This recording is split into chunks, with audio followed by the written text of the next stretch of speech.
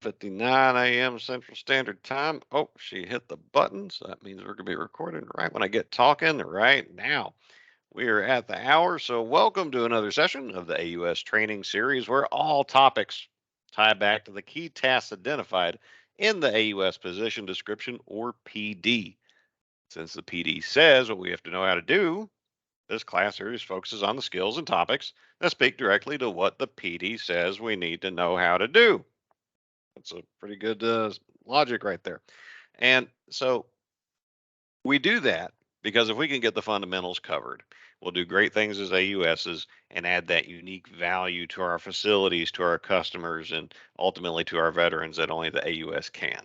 And in this class, we will discuss protests because protests can not only get in your way, but they also shape everything we do with contracts, whether you know it or not. A protest somewhere has made important impacts on everything that you have to do. And I'm Stephen Clements, a Wisnick AUS, so that's Western States Network Consortium, if you hadn't heard that one before. And I'll be your guide through this topic. I spent several years in VA contracting, switched sides to the good life of being an AUS, and earned the highest certification in contracting until they made it all one level of certification. I had the FACSI level 3, and now I have the FACSI professional just like everybody else. And my lovely assistant and fellow Wisnick AUS, Martin Wallace, he also earned his FACSI, just like you should. We'll be monitoring the chat because I might ask you some questions along the way, and he'll be happy to help with your general questions, comments, and concerns. If you have any of those specifically for me, please let me know at the end of the class, and we'll discuss what's on your mind for as long as we have things to talk about. And I'll also show you where to get a copy of these slides as well as a copy of this recording. So if you got somebody that you think you would like to see this, you can just show it to them. And before we go any further, what exactly is a protest? Please drop your answers in the chat. Some of you may be well versed in the topic, some of you may not have a clue. So, what is a protest? Now, and bear in mind, I'm talking about contract related issues. So, like the Molotov cocktail style protests that have been going on may not be what I'm talking about. Drop your answers in the chat. See what you think.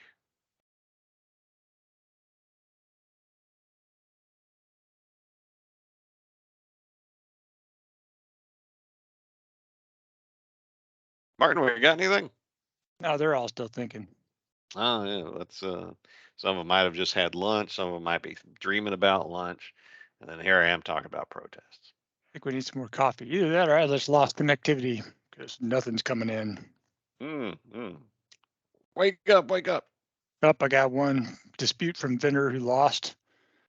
Objection to an award. Someone is angry and didn't get the contract. That's what it boils down to, right? Yep. All right. See, it might not have been them being sleepy. I noticed that there's a delay in the network too. Sometimes that's the situation. A So we massive one appreciate today. those answers. We appreciate it. Thank y'all. All right. And our intended audience for this class is the AUS Job Series, although all are welcome and anyone involved with contracts will benefit from this class and the other ones that we do.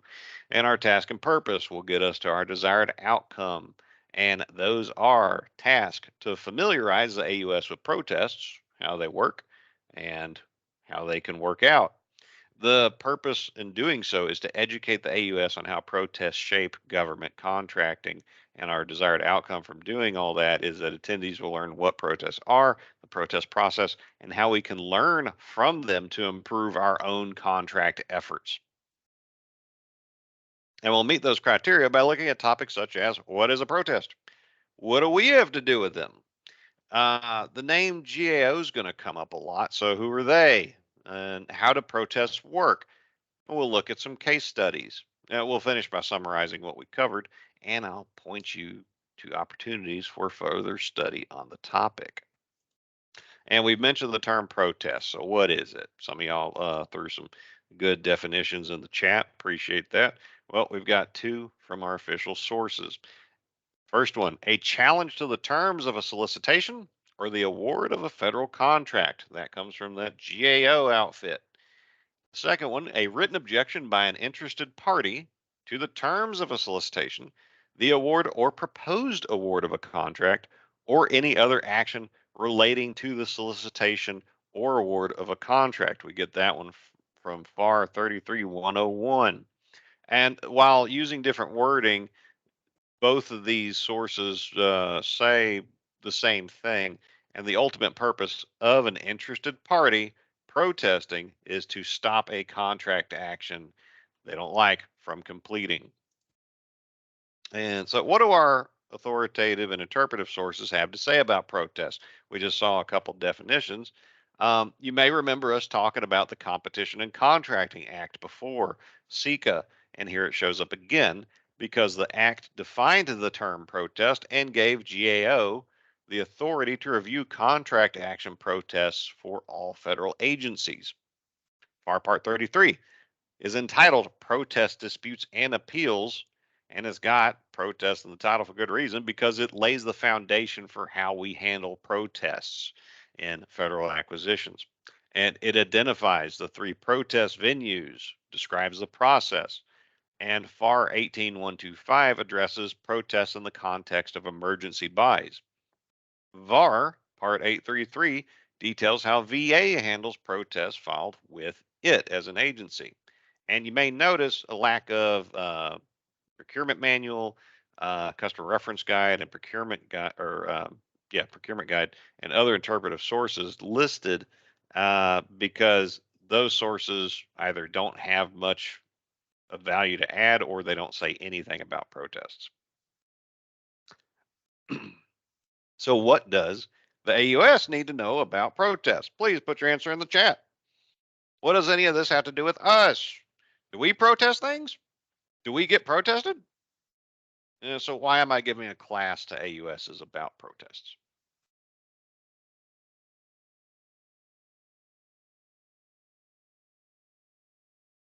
How to help the cores avoid them, prevent any reason before it happens.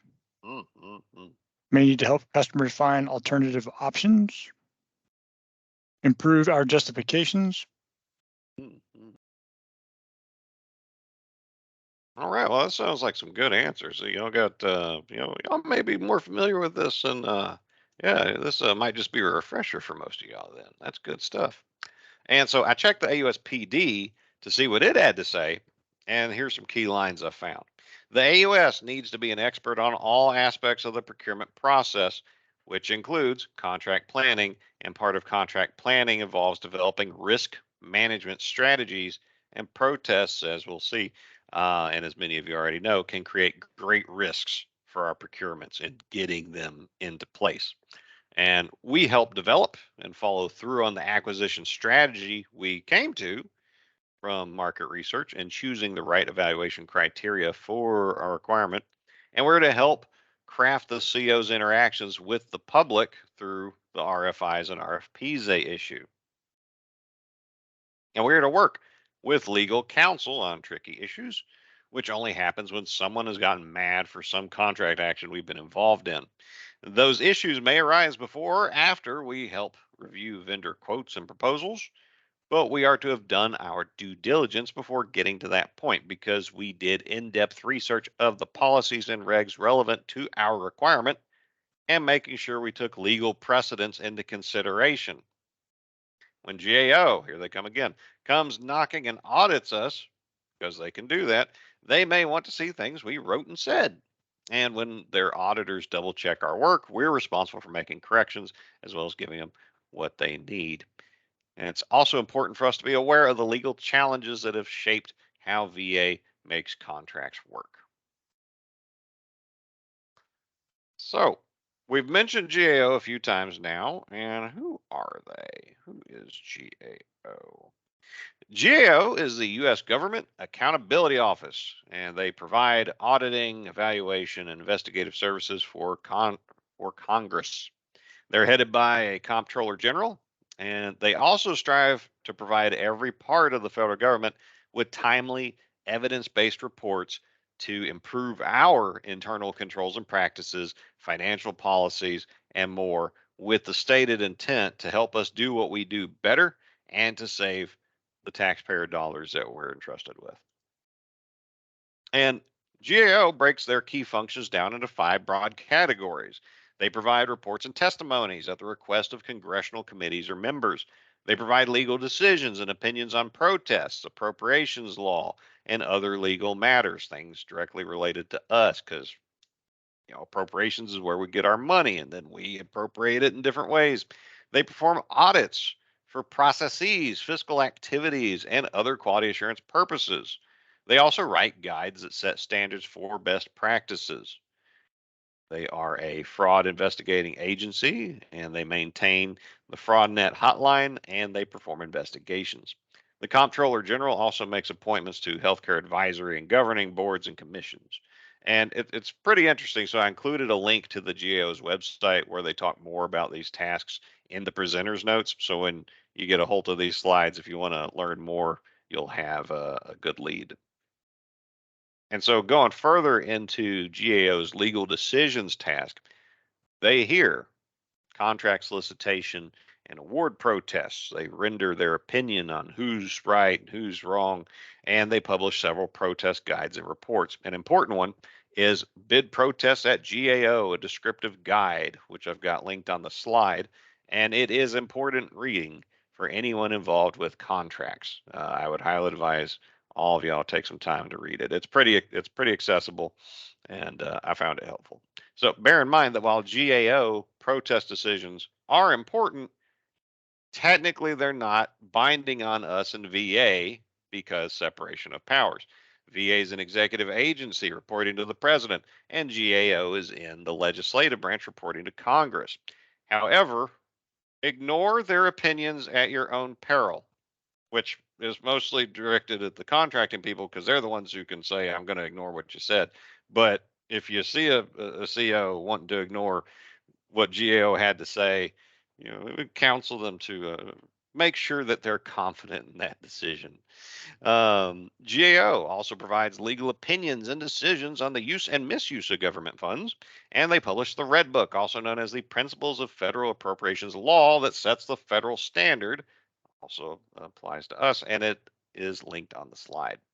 And then there's that Federal Vacancies Reform Act they put under here, where GAO is charged with telling the president and Congress when temporary appointments in the executive branch have reached their time limit, and that's more than we need to know about that. And then they have a miscellaneous grab bag of other duties that they lump under this task, like reporting on federal rules, legislative branch contract appeals, and more. So we define protests and how GAO is involved, but we also mentioned that protests require interested parties. Who are these interested parties? According to the FAR, interested parties are actual or prospective offerors or quoters whose direct economic interest would be affected by the award of a contract or by the failure to award a contract. Well, they can even protest us not doing something. Okay. To make it simple, these interested parties are vendors who don't like the solicitation and who could have responded to it, and vendors who did not win contract award and who submitted a solicitation response. So if you think about it in terms of like a court case, they have to have some sort of standing in order to have a chance at winning a protest. And so you might be saying, so what? Why should we care? Some vendor didn't like something. Things didn't go their way. Too bad. So sad. Well, if a vendor didn't get what they want and they want to protest us, the only leg they have to stand on is if they can compellingly argue that what we did was unfair, that the process was rigged against them intentionally or unintentionally. It doesn't matter which, because the concept of fairness is key. Because fair opportunity is a foundational principle of federal contracting. And if they can prove they did not receive fair treatment, the vendor will win their protest. And believe me when I say fairness is key, because the FAR starts in part 1, in the very first part, by talking about it, baking fairness into the cake of everything that comes afterwards. I've got some excerpts on the slide. FAR Part 1 requires us to conduct business with integrity, fairness, and openness. So, transparency. If we make decisions, we need to be able to justify those decisions to the right people. And we can't give certain vendors unfair competitive advantages, no helping out one and not giving that same advantage to another. All vendors are to be treated fairly and impartially, even if it winds up not being the same. They have to have fair opportunity. And our COs are required to do this by the FAR. And since we're partners with our COs and representing the best interests of our customers, we are yoked to this same standard. We are to make sure that every vendor that we interact with receive impartial, fair, and equitable treatment. And the way vendors word their protests, when they get mad at something, it can vary wildly. Here's a list of some of the arguments they might use when boiled down to the root. The solicitation terms that you put out, they were unduly restrictive. The CO didn't give me the set aside I wanted. The CO didn't follow the law. The CO didn't follow their own grading scheme. And you know what? Their grading scheme that they picked was stupid.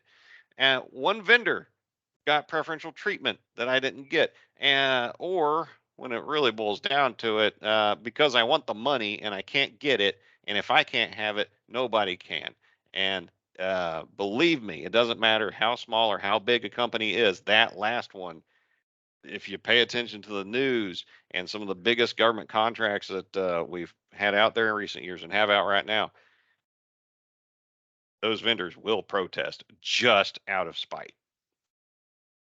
So, how do they file protests? Now, in this class, we're not going to get into the specifics of protest details, such as which forms the vendor fills out, how the CO needs to document their responses, because the AUS does not receive, approve, or deny any part of this. The CO is the lead figure here. But we do need to know how these things work, because we might have to help our CO, because if they ask us for more information or to help them do this or that, we're supposed to be there to do that, to get to help them out, to make sure that the VA is being properly represented. And protests, as we covered, they can seriously complicate our plan. So we need to know how the process works. So before any protests are filed, the regulations encourage vendors to first try talking to the CO that they have a beef with, because many issues can be resolved through informal discussions, whether it's the CO learning of a better way to pursue the action, the vendor gaining a better understanding of the issue, or the vendor finding out the CO has their ducks in a row and that their chance of winning a protest is exactly zero. But sometimes disagreements remain, and please mute your mic, whoever's sighing out there. So a vendor protests because disagreements remain. And there's 3 venues listed, and they're in the suggested order of attempting to resolve protests at the lowest level possible and with the least burden for both the vendor and the government, because time is money. Protests take up time, and sometimes they take up lawyers. So the simpler method that we can use, the better for all parties involved. But protests can and do go through all 3 of these stages, all 3 of these venues. First, there's the agency level protest where the vendor protests directly to the CO of the contract action. And Bill Clinton created this venue through Executive Order 12979. So it's fairly recent, and don't date check me, I'm not that old. VAR Part 833 describes in great detail how VA handles protests to it as an agency. And should the protester not like the CO's decision, they can appeal to higher in VA, which means VA Central Office or VACO, to see if our executives will give them an answer they like better. The vendor can protest a GAO. And finally, the vendor can sue in federal court, starting with the U.S. Court of Federal Claims, not your regular district federal court. It's got to be the U.S. Court of Federal Claims. And I link their website on the slide, because when I was doing research on this, it was pretty neat what information they've got there, and I'd recommend you checking that out. And there are multiple tiers of U.S. courts, of this U.S. court, and like the others, it ends at the Supreme Court. Now, for protest, timelines are critical because time itself can kill a protest. If a protest is not submitted in a timely manner, neither VA nor GAO have to entertain them and can dismiss them regardless of merit. Once a protest is filed, the specified contract action cannot proceed, so a solicitation should be kept open, and contract award shouldn't be made until the protest is resolved, unless the proper contracting authority deems it an emergency and directs that it proceed. Even if they do that, though, the protest has to be resolved. To timely protest a solicitation, the protest must be filed before the solicitation closes. If they protest a solicitation after it's closed, it's too late. Don't care. To timely protest a contract award, the vendor has to protest within 10 days of the award or proposed award announcement. If a protest is received within 10 days after award, the CO, there's a couple different ways they can deal with that. They can proactively put the effective period of performance start date of the contract at 10 days after award, if they thought about it beforehand, or if the CO didn't write that into the contract, the CO should order work to be stopped until the protest is resolved. If a vendor protests a VA, disagrees with the decision, and then wants to protest a GAO, they have 10 days after the CO's decision to file the protest. And we do have requirements for decision turnaround times, we and GAO do, and they're generally agency level protests should be resolved within 35 days, GAO opinions given within 100 days, and the courts, they'll get to it when they get to it. All right, This is Valentine, and I keep telling your story because it keeps saving the lives of animals like that. Valentine came to me very pregnant, broken, and just days away from being euthanized. Dawn, Her rescue story touched the lives of millions. Okay, well, well, that's interesting. I guess somebody's not paying attention in class because they're talking about an animal, which I get. I love animals, don't get me wrong. But if you're in the class, be in the class. When the protest makes it to the decision authority, the 4 questions listed on the slide and their answers will make or break a protest. And not all of these will be featured in every protest decision because protests and the decisions that go with them only focus on the vendor's allegation. If the vendor protests on one topic but not another, only the allegations made will be addressed, even if you and your CO did wrong in some other area. And those critical topics are: did you follow the regulations? As in, did you do the right market research? Was your set aside or sole source, solid? Was your requirement unduly restrictive? Did somebody write the PWS as like a hidden sole source that maybe you and your CO didn't catch, but after the fact, after the vendors got to look at it, they pointed out to you? Did you do what you said you would do in the solicitation? As in, did you grade your vendors by the evaluation factors you said you would? And in using those evaluation factors, did you use the source selection method that was specified? Because if you followed what you said, you're fine. If you said you'd do one thing and then did another, you're in trouble. And was there preferential treatment given to somebody? This is kind of a thorny issue in some regards. In some ways, it's very clear. If the CO or you or somebody else on the inside was feeding information to one vendor, but not everybody else, well, that's obviously the wrong answer. That's bad. But it could be something as simple as, was only one vendor allowed to make corrections, say typos or a decimal place looked weird in a price.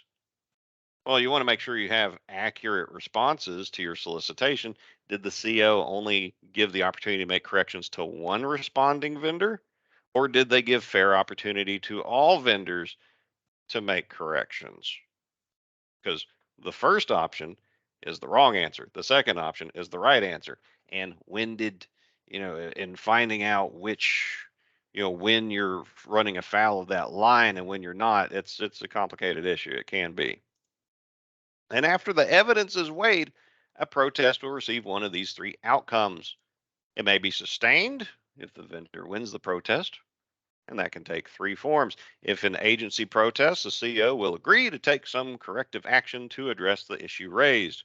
And those corrective actions could be solicitation amendments, resolicitations, changing the set aside, canceling proposed awards, terminating awards just made, or not exercising a contract option. Because believe it or not, people can protest you exercising a contract option, because a lot of folks don't pay attention to the fact that before you go and exercise a contract option, you're supposed to take another look at the marketplace to make sure you still got the best deal that's out there.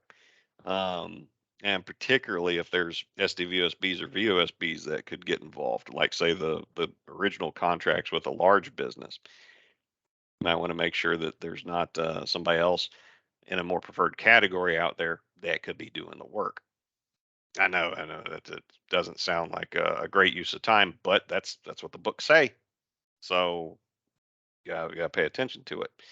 And if it's a GAO protest, they'll ask the CO to do the same kind of things. And the GAO may also grant a vendor's request for reimbursement of legal costs, which VA would pay. A federal court agreeing with the vendor is unlikely to result in an outcome as simple as resoliciting the requirement or changing a word here or there, because by the time a judge makes a decision, so much time has passed, it's usually not feasible to do something so basic. Judges will often use the case to make sweeping changes to how we do business. And since protests can escalate to cost VA money, time, and completely upend how we operate, VA leadership may bend over backwards to make a protest go away, because they're often risk averse, and escalating protests can pose enormous risks. Second, the protest may be denied or dismissed. In these cases, the vendor's allegations did not prove the case. The vendor is entitled to no legal fees, but they can still gum up the works, and this rarely stops them from protesting again and again in the future. Third, the vendor may withdraw the protest. Now, there's any number of reasons they might do that. During the protest discussions, the CO and vendor might come to an arrangement whereby the CO will take a certain action if the vendor withdraws the protest. Or it could be that the vendor protests, reads the writing on the wall, and the graffiti says they're going to lose. And just curious, have any of your requirements ever been protested? Now, just let us know with a yes or no in the chat. But after the class, I'd be interested to hear how it go. So if you have been protested, please stick around and share your experiences with the rest of us, because everything we're talking about here is lessons learned, learning from the past, what worked and what didn't work before. And so, pick each other's brains. Don't let those don't let those anxious moments not bear some fruit. Oh no, did I see a found out today? Oh no, that's terrible. Besides that one, Martin, what do we got? Do we have any? Yeah, we have some no's and some yeses. Okay. Well, then if y'all, yeah, like I said, if you don't mind, let us know the details you think would help us at the end of the class.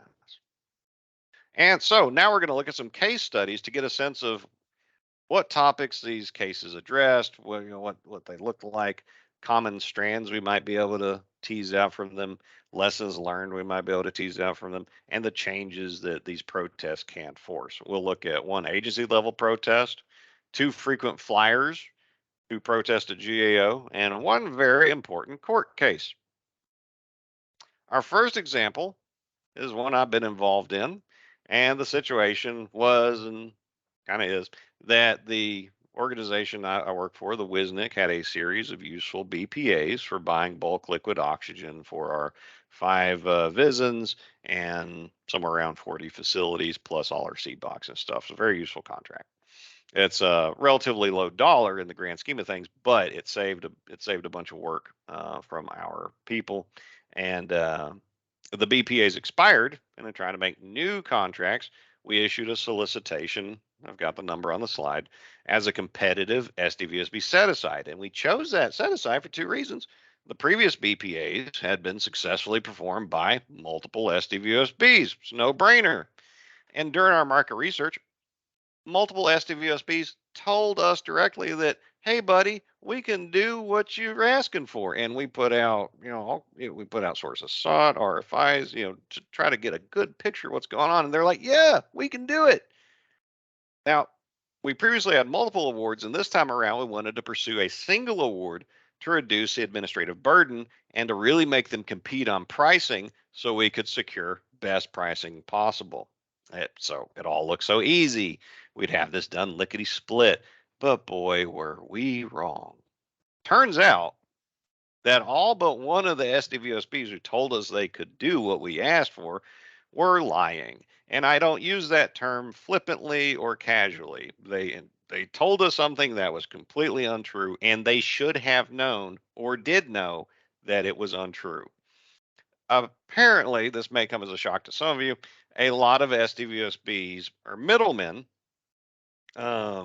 which is what the ones here are, all of them, even the one who can do it, since none of them make liquid bulk oxygen. But by the regs, they're allowed to resell it to us. And they told us, sure, I can do that. And they oftentimes, SDVOSBs that tell you I can do what you're asking for, they'll wait until the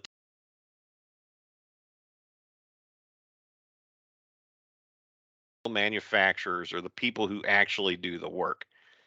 Well, in this case, RCG of North Carolina tried exactly that, only to find out that one of their competitors may in fact have the exclusive rights hammered out with the oxygen manufacturers in much of the Wisnik area to resell as an SDVOSB to VA. And since RCG was one of the SDVOSBs who told us they could do it, imagine our surprise when they raised a stink, made all kinds of baseless allegations, and protested not only us, but eventually the GAO after our CO dismissed the protest, and I think rightly. And RCG has apparently realized they're being hemmed out of the market in several regions of the U.S. by that same competitor and may have filed as many as 12 protests on this or closely related requirements nationwide. In fact, some of y'all's requirements may have been protested by these people. And so I'm going to show you both a copy of the protest and the CO's decision. And these are just going to be quick looks to orient you to what they look like. And on the next slide, we're going to summarize the salient points of the case. Be just a second. While I get this over here. Okay, so should be looking at a PDF right now. And yes, you're just looking at a PDF because this is, we want to make the administrative cost burdens as simple as possible, both for the vendor and for us, because we want to get at the substance of the issue, and we're not too worried about special forms and fancy bells and whistles and having to spend hundreds or thousands of dollars on lawyers drawing up legalese that make everything so much less comprehensible. We like to keep things simple. And so here you see, we got a PDF, and all we got is, got the letterhead of the company, who they're sending it to, subject line, and then they've got this first paragraph where they briefly identify the issues they're protesting on, and then they identify themselves and why they're an interested party, because that's important. And then we get into greater detail on each of their allegations, and they've got footnotes, and we got and they also include in here what they want, what would make things right in their opinion, to resolve this protest. So, and then it's signed by a representative of the company. That's what the vendor protest looks like. Simple. Any of us could write stuff like that. And similarly, the CO's response is accessible, low tech, low cost. It's a PDF as well. And we got the letterhead here from the contracting office, who it's to, the date of it, what the subject is, responding to your agency level protest. And then the CO is summarizing, like effectively saying, okay, I got your protest. I think this is what I'm repeating back to you what I think you're protesting on, just to make sure that I understand. And then he goes into each point describing what was alleged and what the CO's interpretation and answer to that allegation is. And it's pretty interesting read.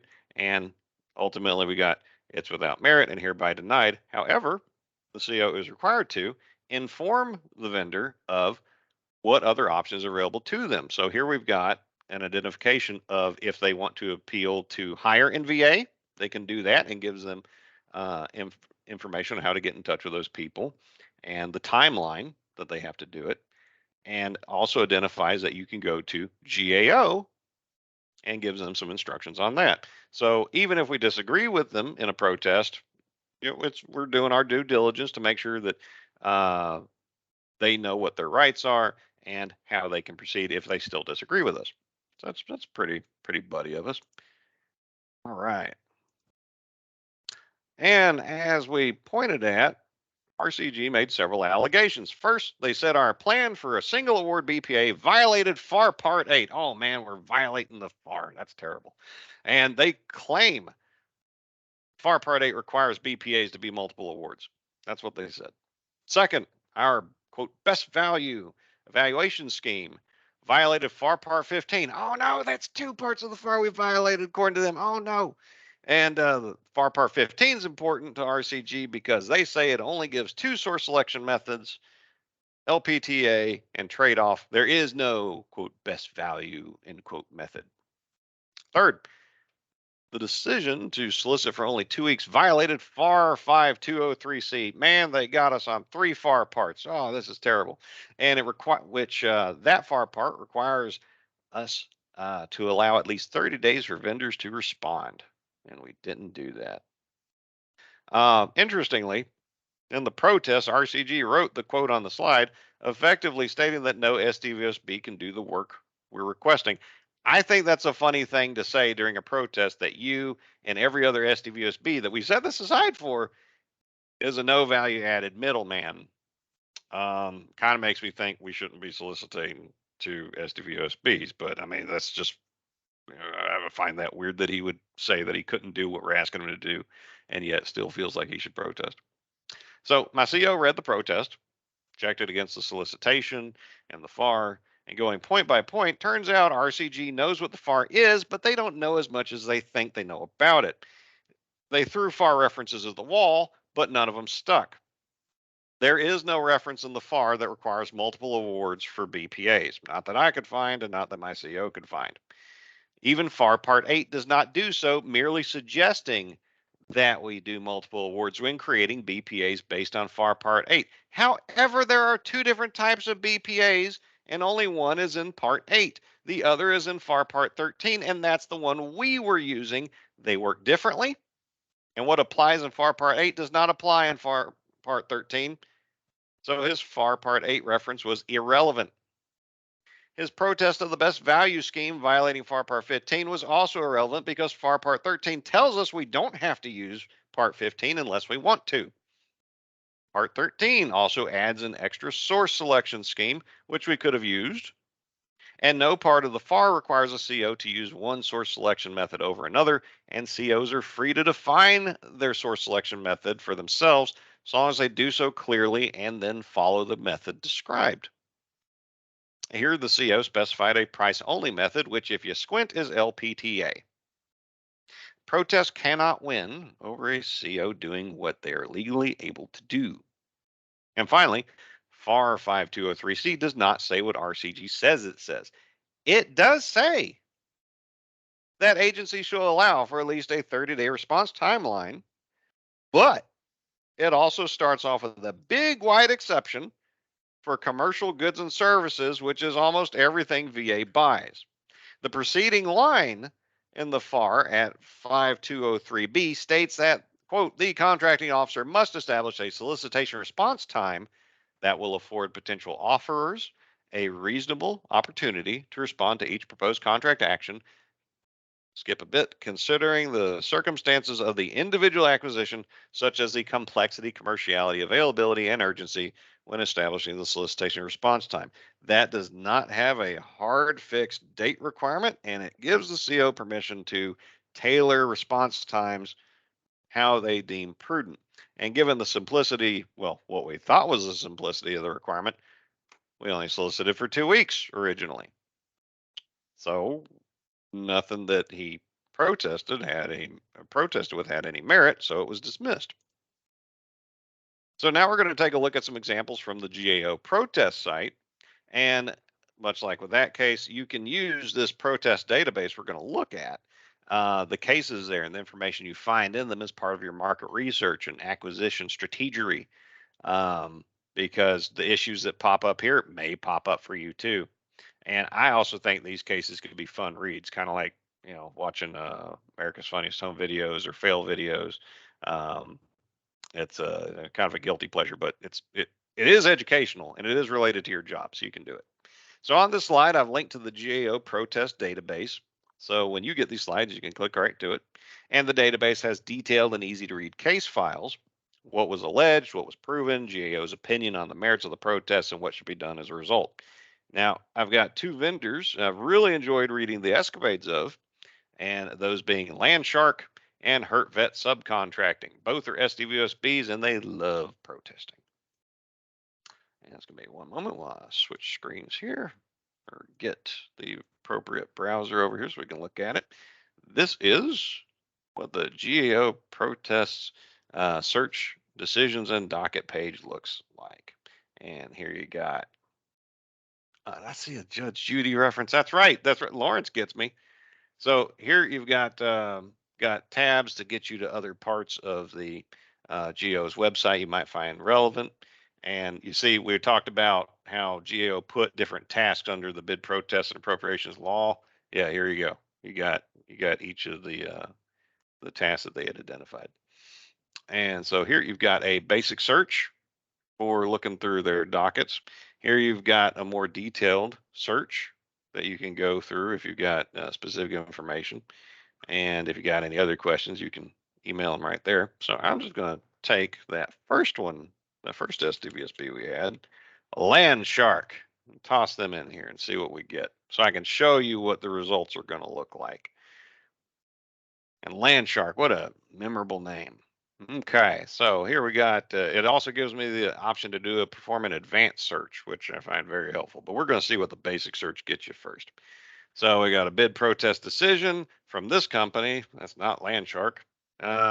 Here's their docket. There's dates. It was denied, and a very jumbled overview of it. And I don't even see Landshark as a keyword here, so I don't know what that's about. Same here, though we have Silent Shark showing up. I wonder if they're related. But here we go. So here is a different corporation that protested, and it was denied in part and dismissed in part.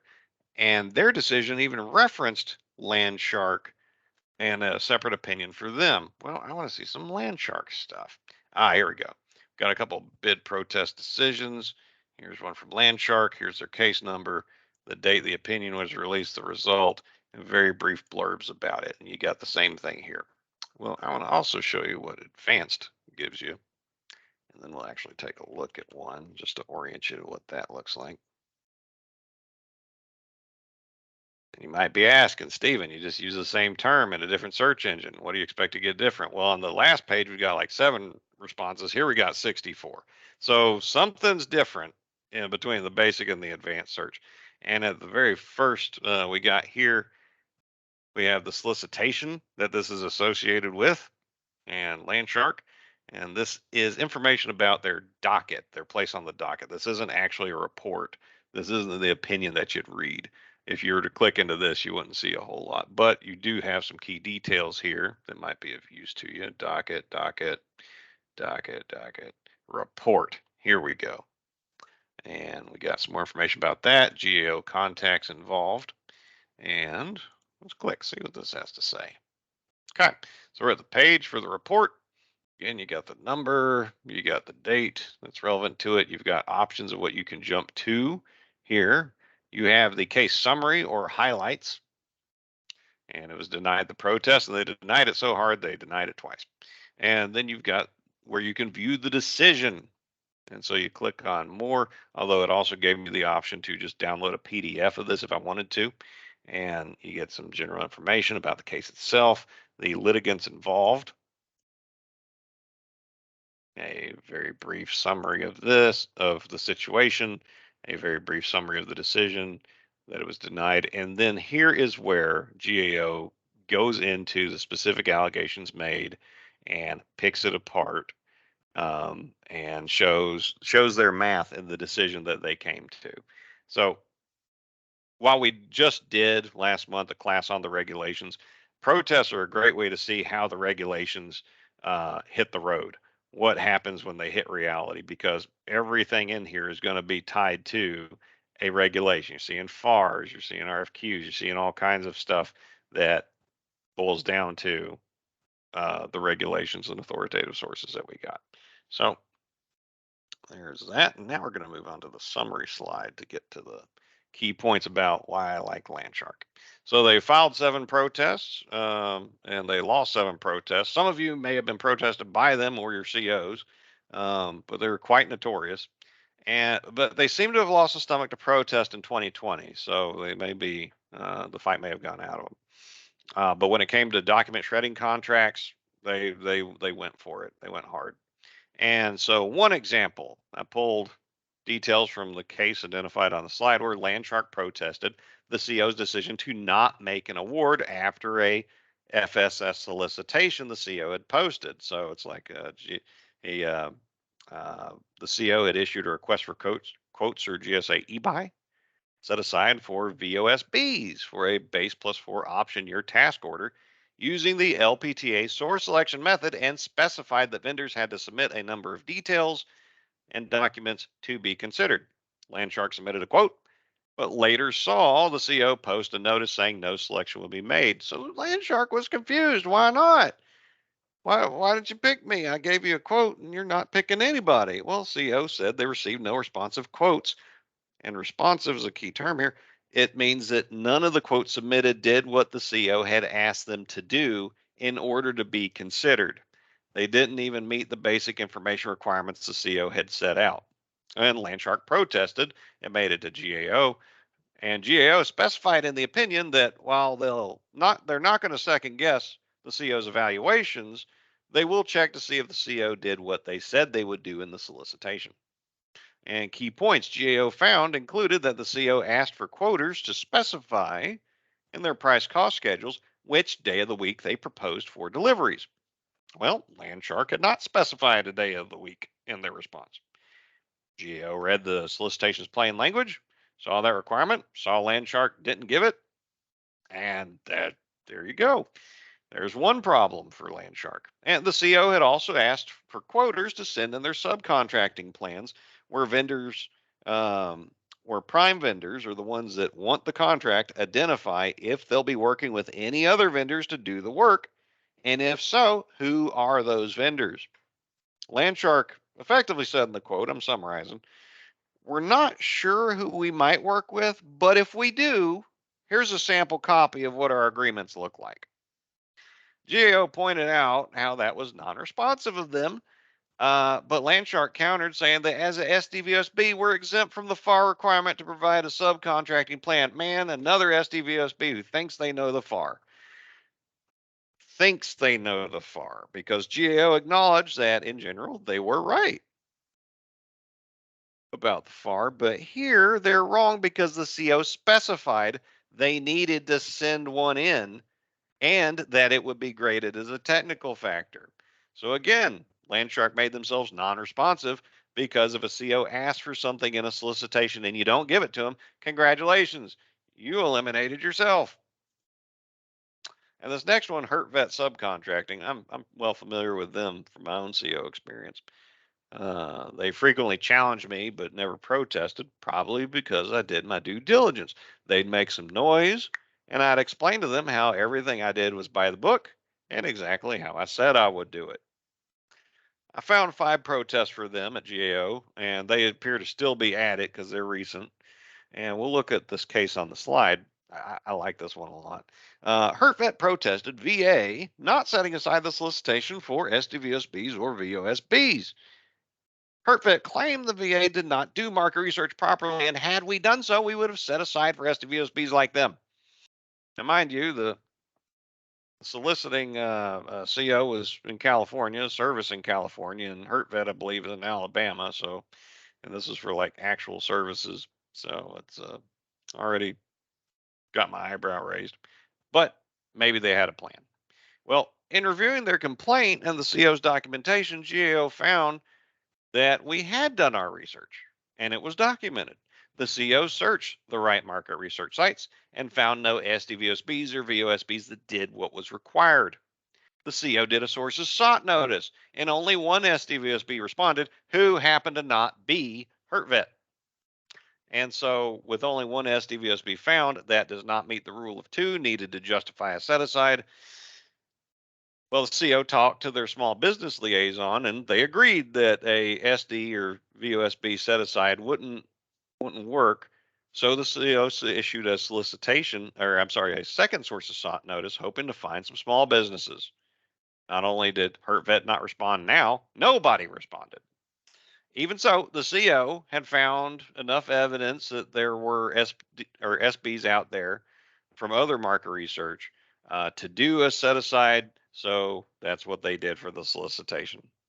HurtVet's protest got denied because GAO said HurtVet did not respond to the sources sought notices and so contributed to the very lack of set aside they were protesting. They made their own problem, and they could not be considered an interested party. They could have been. We gave them two options or chances to do it, but they didn't answer, and that's not our fault. And as part of their case, HurtVet ran a VetBiz search and said, looky here, I found 17 SDVOSBs in the service area, so you should have set it aside. Well, GAO took a look at the list of vendors, and it didn't help HurtVet's case one bit because there was no proof any of those vendors could even do the work. They just happened to be SDVOSBs in the area, and they were obviously not interested because they didn't answer the sources sought notices. So you see, again, GAO opinions are great ways to see how the regulations get tested and interpreted in the real world. And for our court example, there's this one case some of y'all might have heard of called Kingdomware. And it might be new to you, but I'm about to lay it on you. It started as a slew of GAO protests over a span of several years from SDVSB, Kingdomware Technologies. And the basic argument they kept making was that VA kept ignoring a law that required us to set aside every contract competition for SDVSBs before we tried anything else. GAO's 2012 and 2013 annual bid protest reports to Congress note there were approximately 30 cases where GAO heard the same allegations against VA, some from Kingdomware, some from other vendors. And with Kingdomware, sometimes GAO dismissed the protest, but sometimes they agreed with the vendor and told VA to take corrective action, which VA promptly ignored. And VA ignored GAO so many times, GAO eventually announced they would no longer hear cases like this because they could not provide meaningful relief to protesters. Well, you know who can? The U.S. Court of Federal Claims.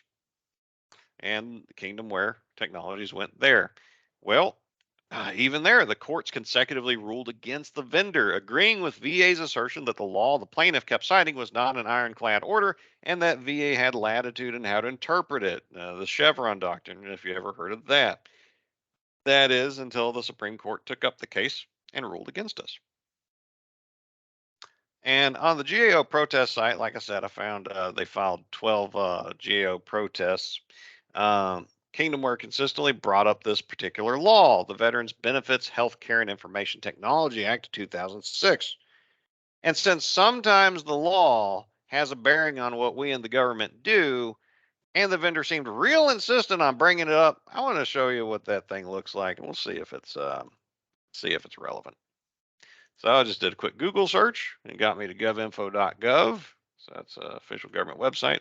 And here we've got some not so helpful shorthand references to the law, but over here you can download copies of the law, and I already opened up the PDF. So let's blow this up and take a quick look. So this is what the public law looks like. You got some preamble information here, and then you got, we got an index of what it's going to be talking about and all kinds of stuff, grave markers. Oh, Section 503, Department of Veterans Affairs, contracting priority for veteran-owned small businesses. Well, that sounds relevant. Let's go check that out. All right, we skip down to the section and a little preamble, but then we get here. It's saying what this is going to change is it's amending subchapter 2 of chapter 81 and section 502 of this act. Okay, and then we've got the actual text we're worried about. So, in procuring goods and services pursuant to a contracting preference under this title or any other provision of law, the secretary, so Secretary of VA, shall give priority to a small business concern owned and controlled by veterans if such business concern also meets the requirements of that contracting preference. So, if there are vendors that can do this work and they are owned and controlled by veterans, we shall give priority to contracting with them. That's what the law says. All right. So that looks relevant. That looks pretty plain. Let's take a look at the Supreme Court decision. And again, I just Googled this and it got me to it. You'll see this law.cornell.edu. The Cornell Law School maintains a lot of, or I think all, federal government laws and court opinions, things like that. So you'll probably see them if you do some research in this kind of thing. And so this is what it looks like. PDF, whole bunch of walls of text and big O margins. Little preamble, who says it, who the case involved. And here we've got a summary. It starts off with a summary of what's going on, a summary of the decision that they held, and then they get deeper into the weeds on the specific allegations and what they thought of that stuff. So we are going, so that's what it looks like. I encourage you to read the whole thing because it's really interesting. But to boil it down, so what did Kingdomware allege and what did VA say to defend itself? Well, Kingdomware claimed VA repeatedly ignored that law we looked at, and weren't using the contracting preferences and goals established by the law we just looked at that took the contracting preferences and goals established by the Small Business Act Amendment of 1999, and the law, they say, created a requirement for VA to always set aside new contract opportunities for SDVSBs, or at least give them the first crack. Well, we argued back 2 main points. One, that the contracts in question were only task orders off existing FSS contracts and as such did not constitute new contract opportunities. These were established contract vehicles and the 2006 Act did not apply to them. Second, VA argued that the prefatory language of the 2006 Act only required VA to do set-asides in support of meeting their annual small business contracting goals, and if we'd already met their goals, we could disregard the rest of it. Well, so how well did those arguments go? The court ruled against us 9-0, 9-0, 100%. Said we were in the wrong, and Justice Clarence Thomas penned the decision. And the court agreed that the plain language of the law was clear and unambiguous. The word shall means that you don't have a choice. The law imposed a hard requirement. And the 2006 Act said VA shall always give preferential treatment. Also, the preface to the core command of the law was just window dressing and did not give VA any wiggle room to not comply. The Thomas decision said the lower courts had been wrong in applying the Chevron doctrine that allowed federal agencies broad discretion in determining how to apply laws written by Congress because the law had been clear. And in 2022, the Supreme Court effectively eviscerated that Chevron doctrine, so you can probably expect to see more agencies losing court over their very broad and subjective interpretations of federal laws. And with that covered, we're going to summarize the key lessons of the class. Protests, GAO opinions, and federal court cases shape our contracting policies and practices, and we as AUSs need to know this material to best advise our customers and mitigate our risks. And vendors love protesting, but a well-prepared requirements package will help VA fend off protests. And basically, if you know the regs and follow them, you're going to be fine. If you don't, vendors are going to protest, they're going to win, and we're going to be in for a world of hurt. And to learn more about protests and what to do with them, I recommend these 2 courses. Both are from the VA Acquisition Academy and available through Cornerstone On Demand. FCN 165 focuses on contentious issues that can arise from our vendor relationships, protest disputes, and terminations. Also, Con 1300V, which is part of the new FACC curriculum, covers this as part of the contract award topic. And so for my last question to you, my beloved, exceedingly good-looking, and above average in every respect audience, did you find this class helped you learn for the first time or refresh your knowledge of protests? If so, great. What'd you find helpful? If not, would we miss? What would have made it more helpful, because we want to make these classes as good as possible, as useful as possible. So please put your answers in the chat or send us an email. We do read those. And Martin, when we start getting some answers, let me know. Did we help anybody? Well, we got one good refreshment. Good deal. Good deal. Very refreshing. Very, very informative. Thank you. Great info. Good deal. Good deal. All right. Well, Mhm. Martin and I thank you for your time. We hope you got value out of this class. And this is the end of the class material. So if you have questions, comments, other discussions you want to have, be getting those ready, because after I show you the SharePoint site where you can get these slides, the recording for this class, and a bunch of other useful stuff for the AUS job series, we'll go into all of those. And so here we are. I dropped the link to the SharePoint site in the chat. Everyone should be able to have access to it. You've got folders for every class we've done. And if you click into, say, sole source justifications, you're going to see the PowerPoint slideshow. And every one of these slideshows has a full narrator script in them. So you could take one of these classes, and just as long as you read the script and the presenter's notes, you can give the class just like I did. Just change your name, change the name on the first slide though, since it's not me giving it. And many of these classes have frequently asked question documents where we take the most salient questions you all had and put answers to those in the folder. There may be other reference material, and then here's the recordings that you can use for yourself, you can show to other folks.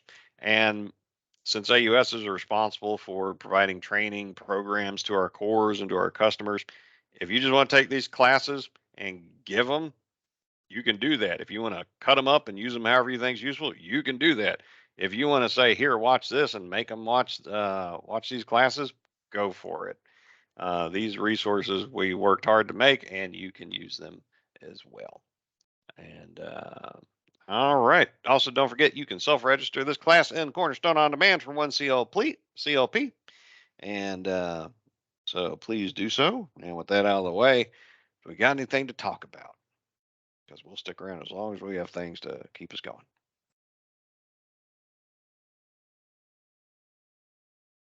Did we have any unresolved issues or questions waiting for us, Martin? I didn't see any this round. Okay. Not this round. Oh, and if we got any folks that have been protested and want to share the details with us, please do. Please do.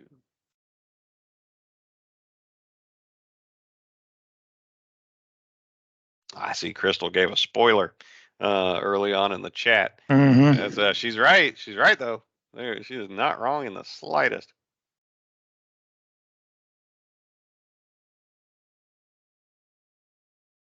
All right, it's quiet, so I'm going to give it 2 minutes until I get something. Okay. Oh, we got Travis Anders, one of our star commenters.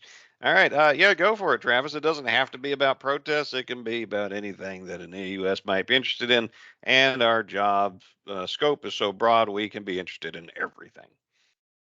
Absolutely right. That's So right. we are currently having a problem in our location where we are pretty consistently getting the fund control point box and cost centers wrong.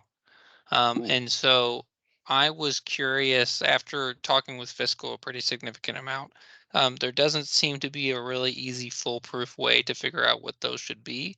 And so I was wondering if anybody had figured out or created some kind of system or something to identify the correct fund control point box and cost centers. That is a great question. Unfortunately, I don't have a useful answer for you. The only answer I have is for kind of like how at every facility, FMS wants to usually be their own little fiefdom and do things their own way and not play with others. The fiscal departments at every single facility, best I can tell, they want to be their own drummers and they don't want to read off anybody else's sheet of music. And they have Byzantine rules about what's right, what's wrong, and they seem to delight in making sure people don't know what their guidelines are. That's not a helpful answer, but that's just my perception of the situation. Does anybody have a helpful answer that might help Travis out? Because that's key. And we'll get to you, Tahisha, in just a moment.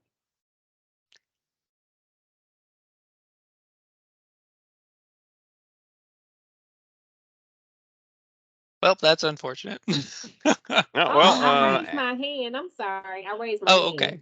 Yeah, I was about to say, did you have something on this or okay? All right, go on. On that, with your physical, you might have to get with your physical group, because I've noticed also lately that we have been getting hit back also with box and not having the correct box. But if you ask them, they have a new list out. They changed. I don't know why they don't tell us they changed, but I think they changed at the beginning of the FY. So you'll have to reach out to them and see if they can give you the new list.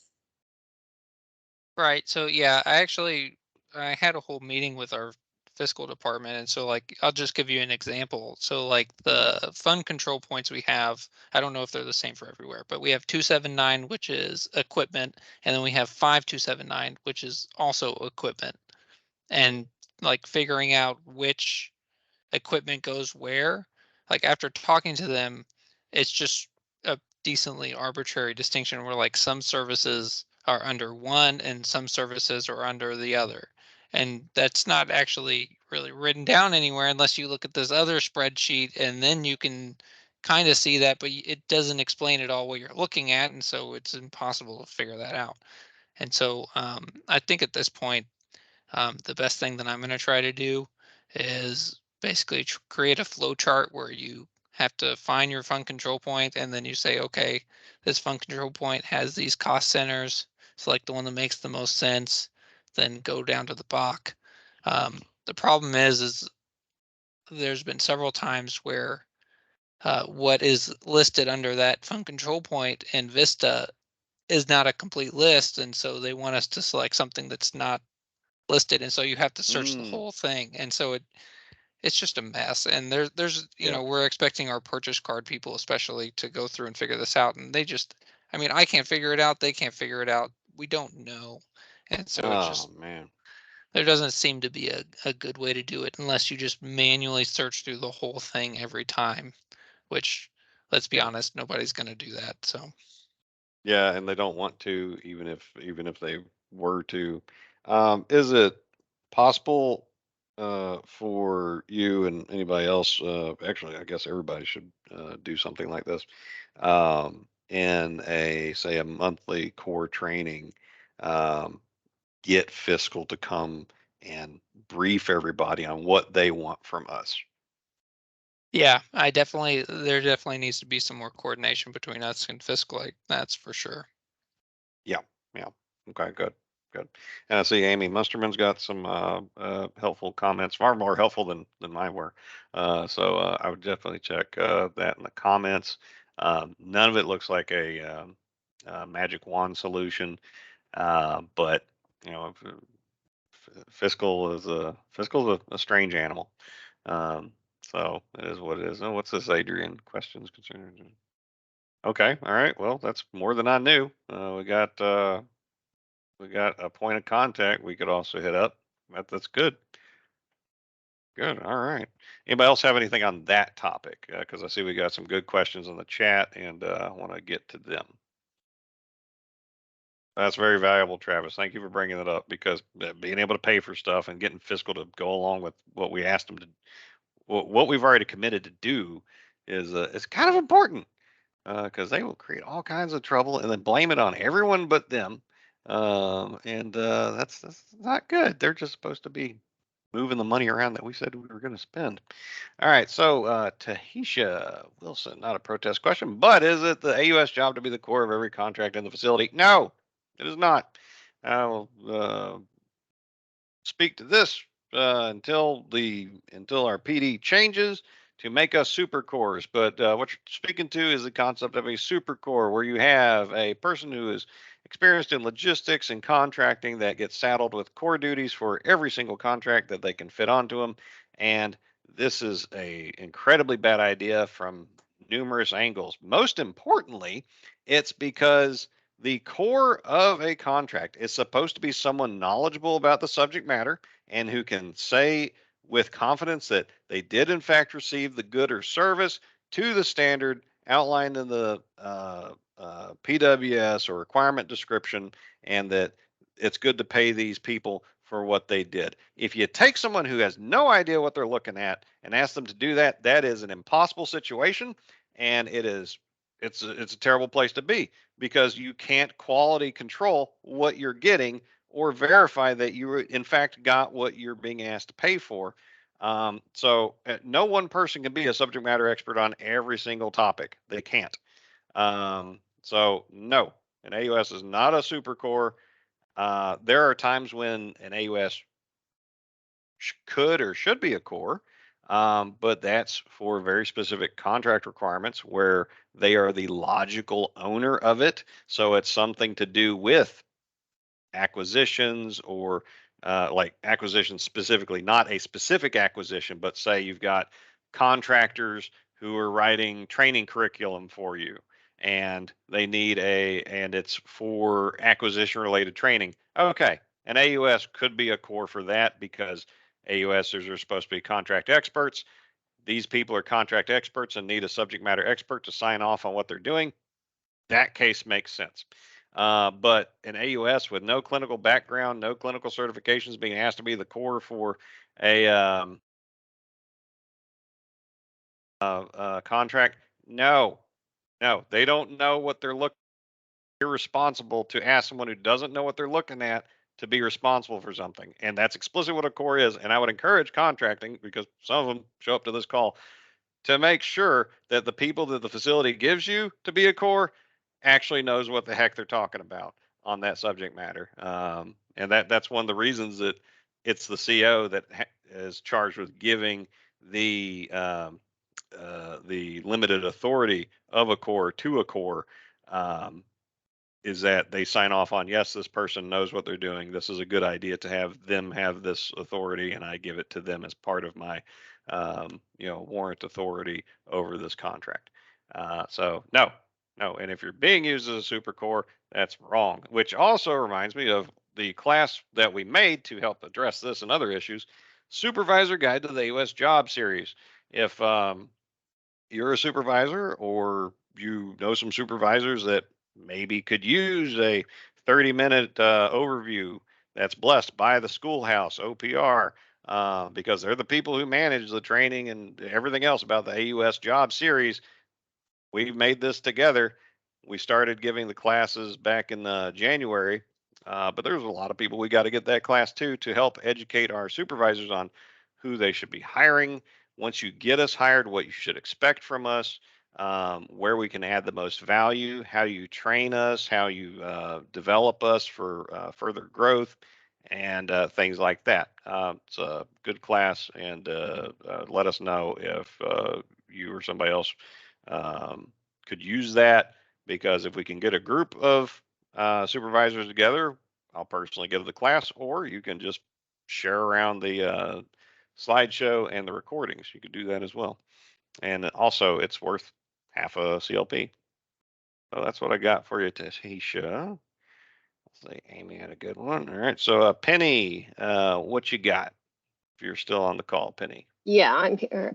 So my first comment I was going to make on the protest. A few years ago, we were trying to get a reference lab contract in place, and this small lab out of Tulsa, Oklahoma, MCI Diagnostics, kept protesting, saying that they had to get the contract because they were an SDVOSB. Well, they didn't meet the rule of two, so they opened another lab. The owner opened another quote unquote lab in Texas. Contracting officer was suspicious and Googled the address, which turned out to be an apartment complex. And anyway, I was just looking at the GAO site that you showed us, and I see that they are frequent flyers also, and it keeps saying denied, denied, denied. But I thought that was pretty hilarious. That is sneaky. They were, and I mean, we kept questioning, how can you be the rule of two if you're the owner of two, of both companies? Exactly. So it was a pain in the butt because they drug this contract out for over 2 years. We just had to keep bridging and bridging and bridging for 2 years. But I was happy to see that they had been denied. And then my second thing I wanted to but before you get into that, can you drop Uh-huh. a name, because I want to look these people up? MCI Diagnostic Center, LLC. Let's see if we M is in Michael. Oh, M. Okay. M. Let me correct that. See, because I want to learn from your lessons, and it sounds like I will be able to learn from your. Okay, there we go. I will check that out later. I haven't got a chance to read through all of them yet to read all the reports, but I thought that was interesting. I didn't know about this tool. And that's such a shame when SDVOSB, so they have to be controlled by a service-disabled veteran, much like myself and many of these people on these call, are getting in the way of us giving the best care to the veterans, and like that person is doing it unethically and in bad faith. That's terrible. That's terrible. And so what you don't set aside for SDVOSBs, well, you set aside for SBs, or go full and open. Win the competition. If you're the best value to the government, win it. If you're not, then what are you doing? I'm sorry. Go on, Penny. What's that other question you got? My second question was about the AUSPD, because, and this kind of ties in with the question of the person before me, but how do you circumnavigate when you have a service chief that does not want to know what his AUSs are supposed to do, and will sit there and tell AUSs that we do not need to take contracting classes. We do not need to take Core 3 classes. We do not need to take program management classes, and will deny like the PM fellowship and other things like that, because he doesn't think AUSs need that. Well, unfortunately, sometimes you just get bad bosses. Because, and this is a topic, part of what you just brought up is one of the topics we address in the Supervisor Guide to the AOS Job Series. If you get money for this FTE, and this FTE has a PD, this is we have a national standardized PD. So a supervisor has to exert more effort to not follow the national standard than just following the national standard.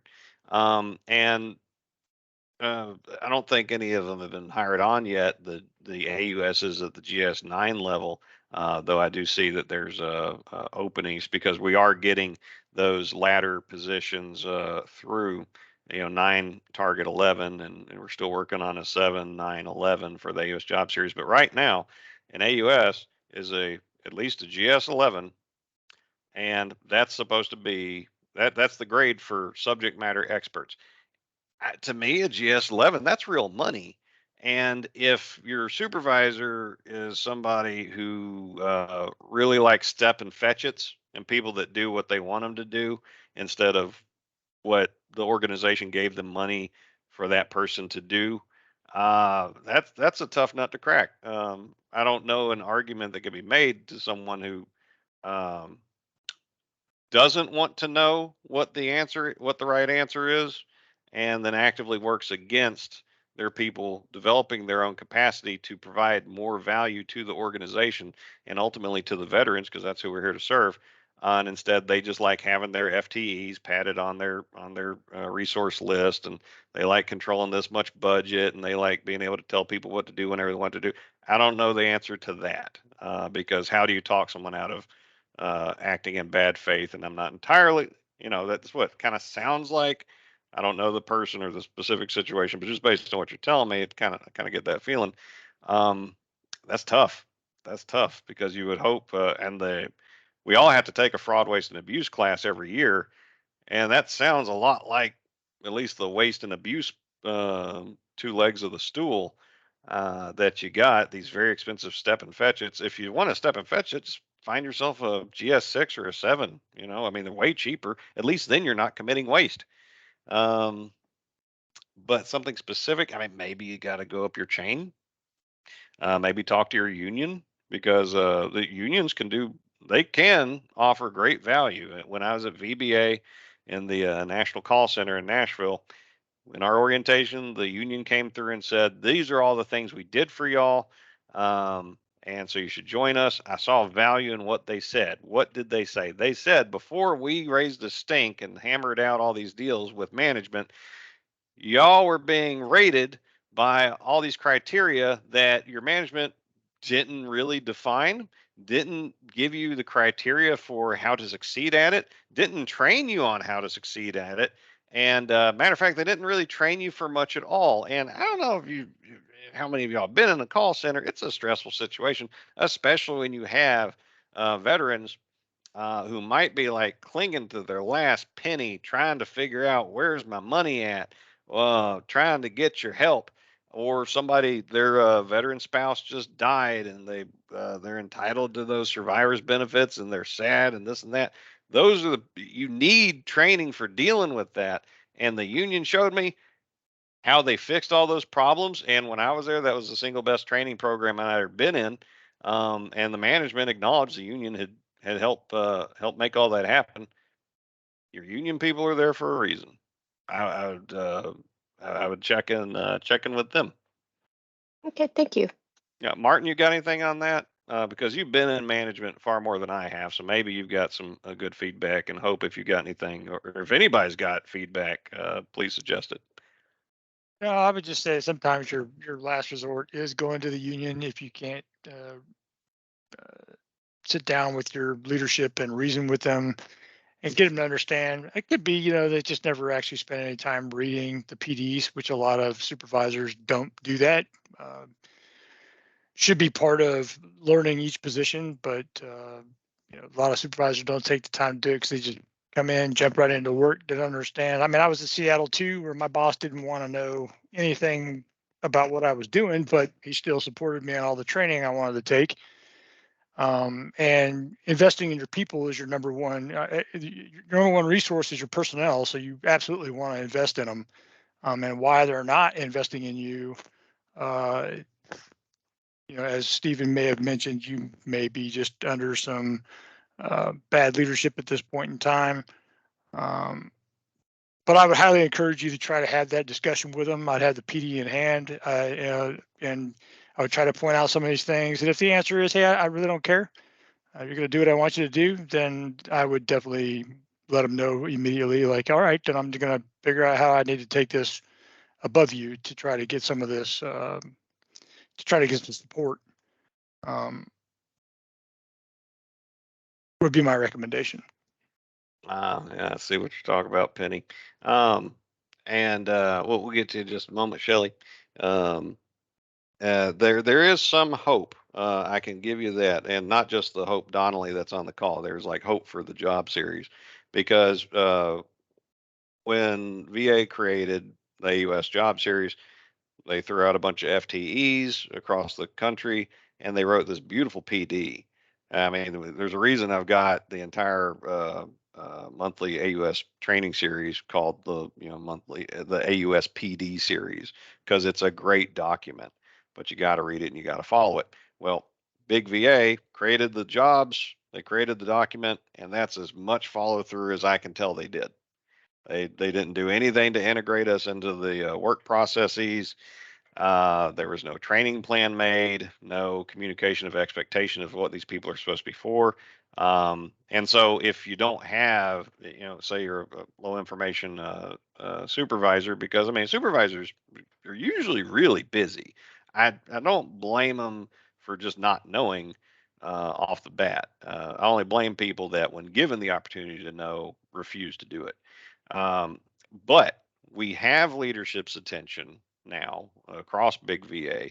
We have people working to integrate the AUS into the broader VHA work processes. Heck, we've got interest from other parts of VA as well as other agencies in replicating what we've done here, because there's value in what we do. And so these are conversations being had like right now at this very moment. I think there's a meeting going on at a very high level talking about these kind of issues. So we may have a better solution in the future. And Shelly, what you got? What's going on?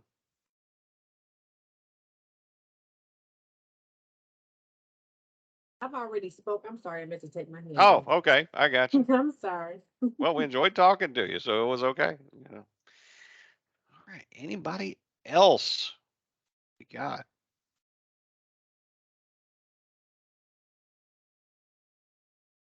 And since Penny had mentioned the super core situation, I want to touch on that again.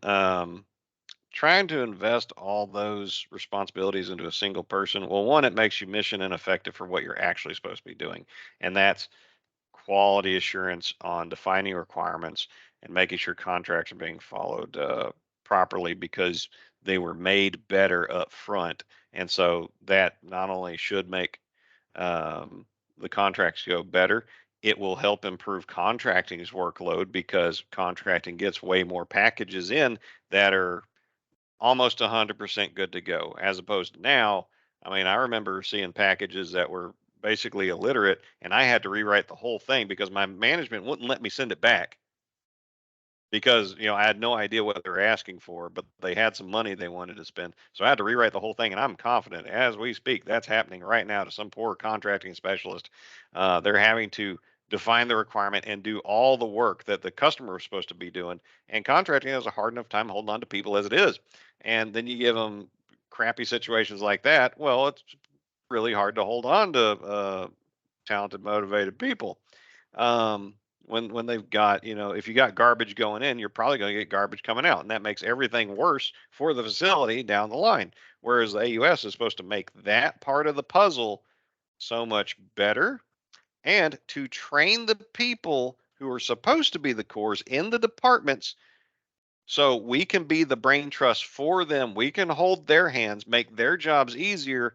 We should help them do the job. Easy, right sized for what their part of it is, instead of doing the job for them. It's that teach a man to fish, give him a fish situation. We only have so many fish we can give out. And so we're supposed to be training these people. So it's no surprise that cores are mad that they're made cores, and they don't know why it's important that they're a core, because chances are very few of them have had people explain to them not only how important their role is, why it's right for them to be doing it, because it's their money. Who better to track somebody's money than the person whose money it is? It's their department's money. I don't know about you. I don't like other people handling my money. I don't know what they're going to do with it. And also, an AUS is supposed to be given that quality training to where all this stuff makes sense to them in the scope that they have to operate in it. And if they ever have any questions, concerns, frustrations, we're there to help them through it. So a lot of the problems with core, burnout or frustration could be solved by just letting us do the job we were designed to do. That's what the PD says. If somebody doesn't like that, they can rewrite the PD and take that up with OPR, because they wrote a beautiful PD. So how about we try what we've already said we were going to do and see if it works, instead of not trying it and then trying something else that we probably won't follow through on either, and then endlessly repeating mistakes. So that's my take on it. And heaven forbid should someone ever offer an incentive for someone agreeing to be a core. I mentioned that on a meeting not long ago, and I got the feeling I blew some people's minds. Like, hey, how about you make it something people want to do? What? Yeah, seriously. Like, I don't know, maybe give them 59 minutes once a month or something, or some time off bonus, or attaboys that they can put in their I love me record that goes into their performance evaluation. So it's in their interest. You give them an incentive to want to do this extra thing that you want to make them do.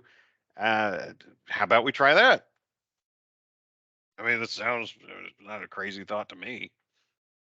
I mean, heck, contracting across the country have tacked on 10% pay bonus for their people to stick around. So, if you're a senior contracting officer, you're a GS 12, and then you get a 10% salary kicker on top of that. That is something that contracting intentionally did across the board to try to hold on to their people to help retain them. So don't tell me the rest of VA can't come up with any incentive for these people to do these important tasks. We got a job to do, they got a job to do. And like the line in our PD that says AUSs may serve as a core, that's boilerplate language that just says that, and you could also be made a core, not you're going to be everybody's core, because it doesn't. I done ranted about that. You're welcome, Penny. Hope that helps give you any ammunition and verbal ammunition or mental ammunition and thinking about the issue and what you need to do with it. How to approach getting this right. And that's one of the reasons that we got that supervisor's guide to the AOS job series to, we're trying to educate the AOS job series to sharpen our skills, but we also need to educate the rest of the organization on what we do, the value we add, and where we fit. And a lot of people don't know where we fit. Some people don't like where we fit. Like a bunch of contracting is just mad that we even exist, because we have a part to play in contracting that's not under their direct control, and they don't like that. A lot of them are like that. Some of them are okay with it, but a lot of people vary in their opinions. So we don't even have that relationship hammered out right, and we're the liaisons between the facilities and contracting. So we got a lot of work to do to get this job series how it's supposed to be. Ooh, y'all asked the questions, I gave you the answers.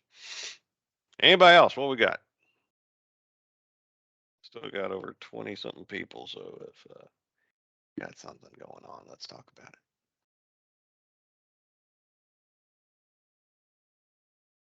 All right, I'm gonna give it to 1:33 Central Time, and if we ain't got anything, then we will get on out of here.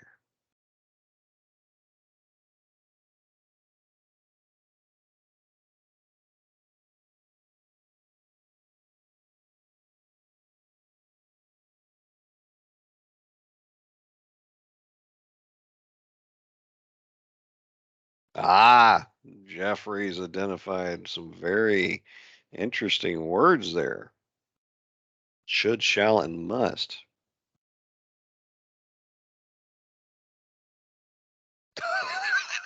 Oh, that's a mess of a sentence.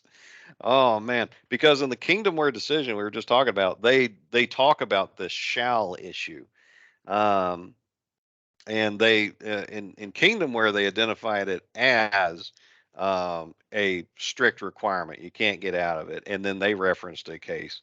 I wonder if it's the same case you're talking about.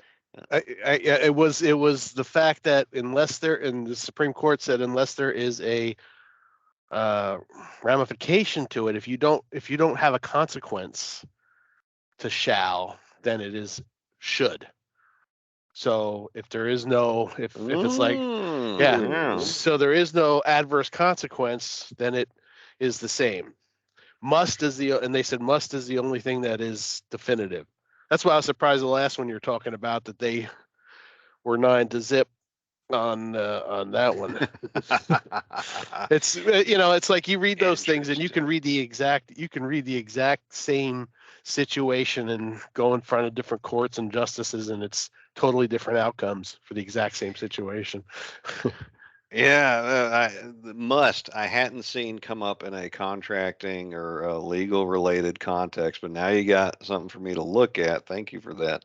And there's a reason, but in the contracts I've written, and the PWSs and all that I write, I always include a quality assurance surveillance plan because FAR says you're supposed to, of some variety, and I include. Now, whether these wind up in the final copy or not, I write them in of what I'm measuring, what the standard is, how I'm going to measure it, and what penalties can occur if it's not if that standard's not met. And so I write teeth into my QWASPs and my contracts. Now, of course, it's up to the CO whether they keep it or not, but I give it to them because it's my job to give it to them. And so my shalls, they do meet that criteria. But that's a very interesting point. I had never heard that about must. Wow, yeah, I'm looking that up. That's some good quality contracting law nerding right there. This actually came up when COVID hit. It had actually nothing to do, but it's always a question when you're writing something should, shall, and must. But we had when the COVID restrictions and exempt. Remember, you had exempt employees so you could travel. Yeah. And they had to sign an acknowledgement that we should not divert from our track going into work and should not do this, should not do that. And they said, well, it's just a suggestion. And I said, well, no, it's not a suggestion, because at the end of the letter, you said failure to comply with these requirements will be the basis for disciplinary or other appropriate actions, including removal.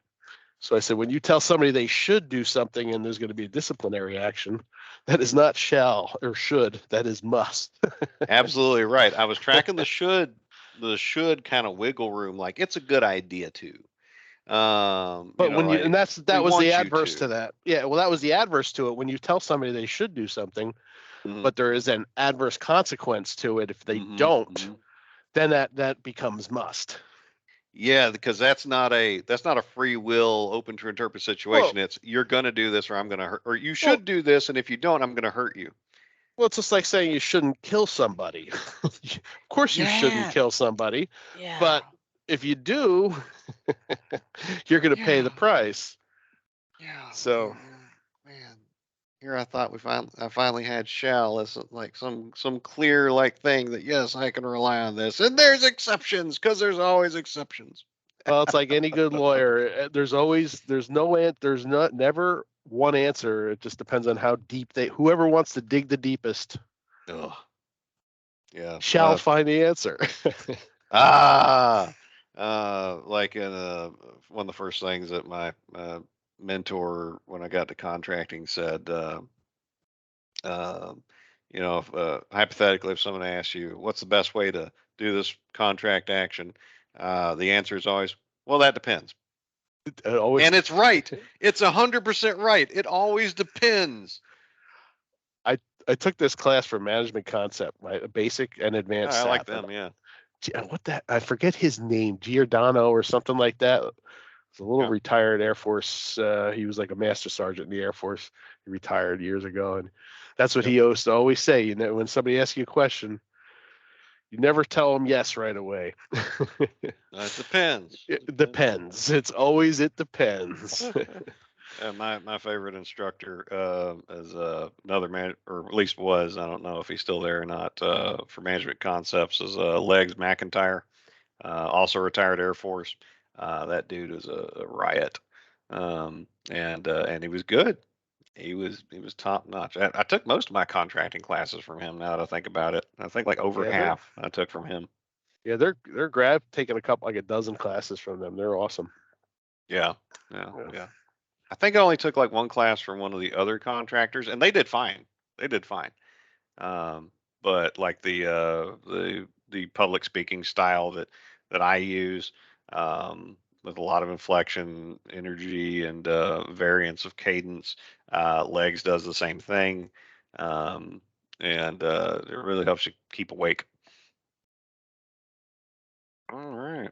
Well, that looks like it. Well, Jeffrey, thank you for sending us off with more things to go look into, because I definitely will. That was very interesting, and I appreciate y'all's time. Have a good day.